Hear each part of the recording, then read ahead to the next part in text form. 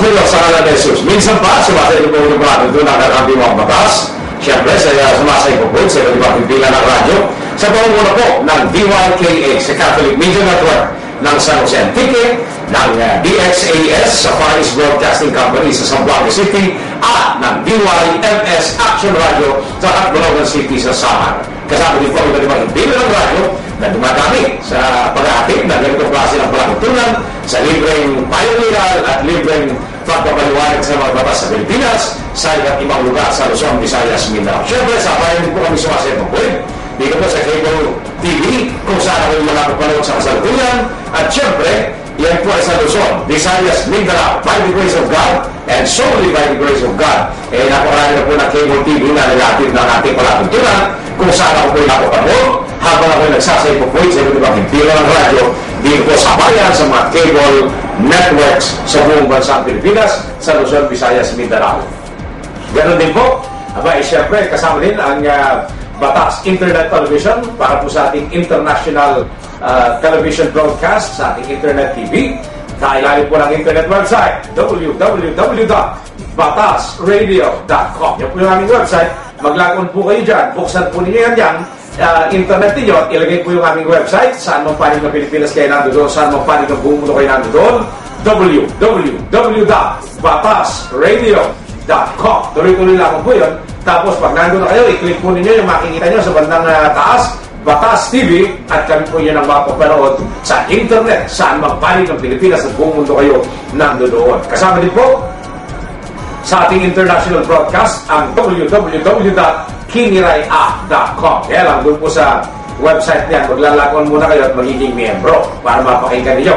Ito po ang ating pasasay po po. Diyan po sa kiniraya.com. Doon po sa atin sa www.batasradio.com. Basta't nandun na kayo, i-click lang niyo yung Batas ITV, kaya miyembro kayo hindi ng website na yan.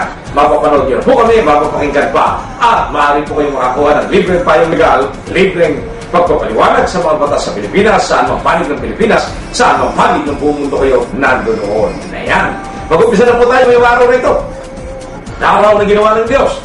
Kaya tayo magala, magdiwa, magbigay papuri sa dakilang lumikha sa lahat ng ating iniisip, sinasalita at ginagawa. Umpisa po natin ang papuri sa Diyos at ang pagbibigay ng inspirasyon sa buhay sa ating mga kababayang nakikinig at nanonood sa atin sa iba't ibang panig ng bansang Pilipinas. Unahin po natin ang ating inspirasyon sa buhay. Hanguin po natin doon sa mga nagtatext sa atin dito po sa 0922-833-4396. Pasensya na kayo. Sinisipon-sipon ng mga tao sa Metro Manila dahil matapos ang mainit na kapaligiran, biglang uulan ng malakas. Yan, sa buong Metro Manila kahapon.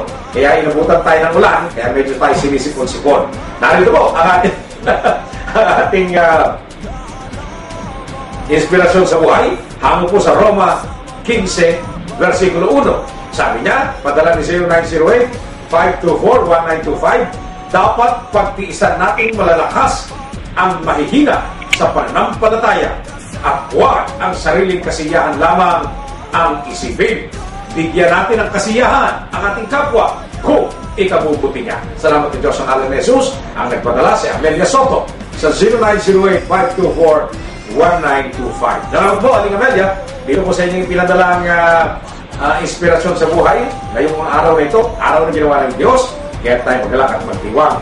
Okay, ano ba ang sinasabi ng Roma 15:1? Dapat daw natin pagtiisan tayong mga malalakas, ang mga mahihina sa pananampalataya. Hindi yung parang pagka alam nating malakas ang ating pananampalataya, tunay naman tayo sumusunod na sa mga utos at tuntunin ng Diyos. Makakakita tayo na ating mga kapwa, kababayan, na parang nangihina sa pananampalataya, ilalaitin natin sila o di kaya pagsasalita ng hindi maganda o di kaya pakikita ng hindi mabuti. May huwag daw pong ganyan. Sabi sa Roma 15:1, dapat daw nating pagtiisan at maging matyaga tayo sa pagtuturo sa kanila.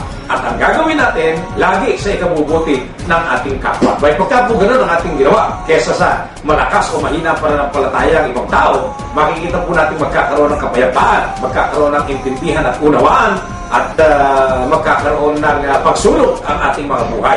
Kaya po ang binabanggit nitong ating inspirasyon sa buhay sa Roma 15, versikulo 1, ngayong araw nito ay napakaganda. Pagtiisan natin tayong mga malalakas ang pananampalataya, ang mga mahihina ang pananampalataya, at maging matyaga tayo sa pagtuturo sa kanila sa isang pagpapalalim ng pananampalataya sa Panginoong Diyos. Akalin po natin sila sa pamamagitan ng mga salita ng Biblia, hindi sa pamamagitan ng salita natin, hindi sa pamamagitan ng kung ano-anong ipinagagawa natin sa kanila. Akalin natin ang mga mahihina sa pananampalataya sa pamamagitan ng pagbabasa ng Biblia. Turuan po natin ang ating mga kabayan, ang ating mga kapwa, ang ating mga kaganan, kaibigan, kakilala na magbasa ng Biblia araw-araw. Opo, kahit anong bahagi ng Biblia, huwag kayo matatakot. Sabi nga po ng 2 Timoteo 3:16, Ikalawang Timoteo 3:16, ang nakalagay po dyan, ang lahat ng kasulatan ay kinasihan ng Diyos. So, anumang bahagi ng Biblia, pagbukas natin na ating mababasa, ay kinasihan ng Diyos. At dahil kinasihan ng Diyos, makakaasa po tayo. Ito po ay magagamit natin sa pagpapabuti sa ating buhay, sa pag-alam sa katotohanan, sa pagtutuwid ng maling landas, at pagbibigay ng kaunawaan sa mga taong walang punaba. Kaya napakaganda po yan, kailangan po natin na nagamparan ang ating tungkulin na maging matiisin at magpapasensya sa mga wala pa sa pananampalataya. Turuan po natin sila sa pamamagitan ng salita ng Diyos sa Biblia. Para po sa karagdagang paglilinaw, dito po sa ating inspirasyon sa buhay ngayon, maaari po kayo tumawag o mag-text kay Atty. Batas Mauricio 0922-833-4396. 0922-833-4396. Yan po yung ating number. Yan. Kayo po mga nanonood sa amin sa cable TV, naka-flash po dito sa inyong screen. At kayo po mga nanonood sa amin sa internet television, narito rin po naka-flash sa inyong screen ang aming number. Naka-flash din po sa inyong screen, katulad po ng nababasa nyo. Kayo po mga nanonood sa amin sa cable at sa internet, yung pong ating email address. Yan. Kung nais po nyo magpadala ng email kay Atty. Batas Mauricio, ang aking pong email address, batasmauricio@yahoo.com. Yan. Diyan po niyo ipadala yung mahahabang suliraning legal at sasagutin po din natin ng libreng pagpapayong legal at libreng pagpapaliwanag sa mga batas sa Pilipinas sa mahabang kaparaanan din. Basta ipinadala sa email. Tapos, ito po yung aming website. Nandito rin po sa harapan ninyo, www.batasradio.com. Ilagay po nyo yung internet dyan, i-click ayang batasradio.com, at pag nandun na kayo, i-click ang Batas TV. Mapapanood nyo na po kami saan mang panig ng Pilipinas kayo nandoon. Saan mang panig ng buong mundo kayo nandoon. Ito po ang ating numero, 0922-833-4396. Yan po yung ating number sa ating pagsasay po po ngayong araw na ito. Araw na ginawa ng Diyos, kaya tayo magalak, magdiwang, magbigay papuri sa dakilang lumikha sa lahat ng ating iniisip, sinasalita at ginagawa. 0922-833-4396. Yan po yung ating numero na po pwede po niyong tawagan. At alright, pwede niyong i-text upang sa ganun, kayo po ay magkaroon ng pagkakataong makapagtanong kay Atty. Batas Mauricio. Nagkakaroon lang po ako ng problema dahil parang hirap na hirap po ako ritong magkaroon ng ano ba ito? Medyo may problema po rito. Ibang klase itong hawak ko ngayon, kaya tignan po natin kung ano po yung babae. Ito na. Mag-text lang po yun, 0922-833-4396. Nag-una po itong 0915-313-7304. Sabi niya, good day, Atty. Batas Mauricio. Ang gusto ko pong itanong sa inyo tungkol sa aking boyfriend. May nangyari na po sa amin. Ako po ay kanyang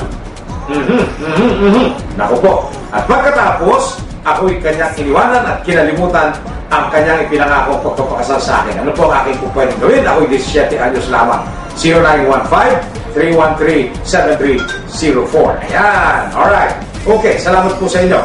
Sa ilalim po ng mga umiral na lituntunin, marami pong uri na ng kaso kung pwedeng isampa sa isang lalaki na nangakong pagkakasalan ng babae bilang konsiderasyon doon sa pagbayad ng babae na silang dalawa ay magsalo sa, ang tatawag natin dyan, makasalanang kaligayahan. Yan, makasalanang kaligayahan pa rin. Sapagkat habang hindi nakakasal, si lalaki at si babae, ang anumang pagsasalo sa kaligayahan ay makasalanan. Oo, labag sa yan labag sa utos at tuntunin. Labag sa utos at tuntunin na magsasalo kayo sa kaligayahan, hindi pa kayo naikakasal at hindi pa nabapaspasan. Aba, kasalanan pong malaki yan. Pagka po iniwanan kayo ng lalaki,